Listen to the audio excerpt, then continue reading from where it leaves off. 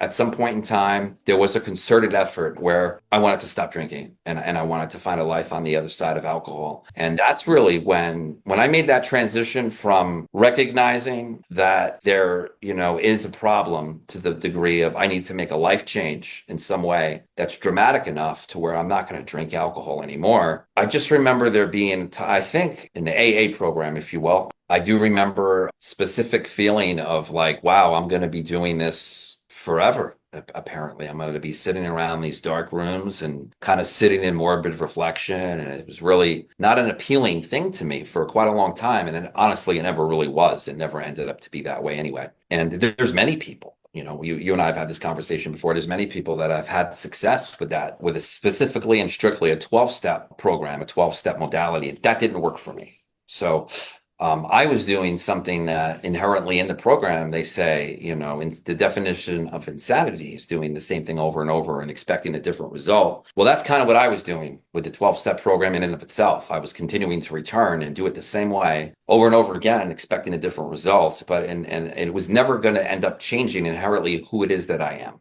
no matter what. And who it is that I am is definitely more than just sitting around and talking about morbid reflection. And I don't really care for war stories. I didn't have much success in that, in a sense where even at its best, when I was going to meetings and going and working with a sponsor, doing step work, and it never felt quite right. I always felt like that square peg in a round hole, if you will. Ultimately, what it was is honestly, I just needed something different. I need something more holistic, more complete and total. I was going to these 12-step AA meetings up until probably about 2 years ago. And it was July of 2023. And I really was at that point where I remember there was one day in specific where I was in pretty deep thought and meditation. And I was looking for answers, and I wanted something more. And I just feel like I was definitely guided. I believe in God my whole life, and that's something that's inherently always been with me. And I feel like I was guided. I really do to start seeking out and searching. And I did immediately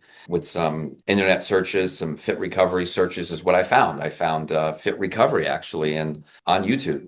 And came across Chris Scott's intro videos where he was kind of talking about himself, talking about how he came across, this idea of biochemical optimization for alcohol recovery. And I was immediately just enamored with that idea. And I just started watching all these videos.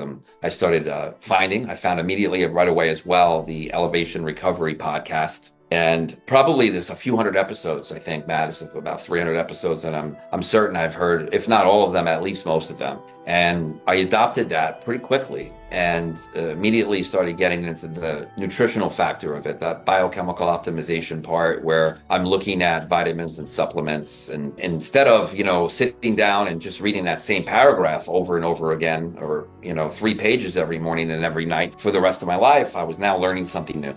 I was learning about what it is that makes up my optimum self in terms of that biochemical aspect, that biochemical factor, what it is that I damaged and what needs to be repaired. And I never took any classes specifically, but I certainly watched as many videos as I could. I participated in a lot of those discussion forums, and I found ultimately that the modality of the fit recovery, if you will, the biopsychosocial and spiritual aspects of it. That works for me, and it's something I never had to try that hard at all.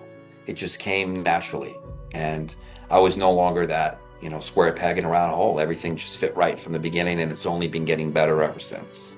And that was the beginning, because from that point forward is when I actually started incorporating so many different things into my life and as part of my life, in recovery, if you will, through fit recovery, through elevation recovery. I learned this to become actually recovery capital.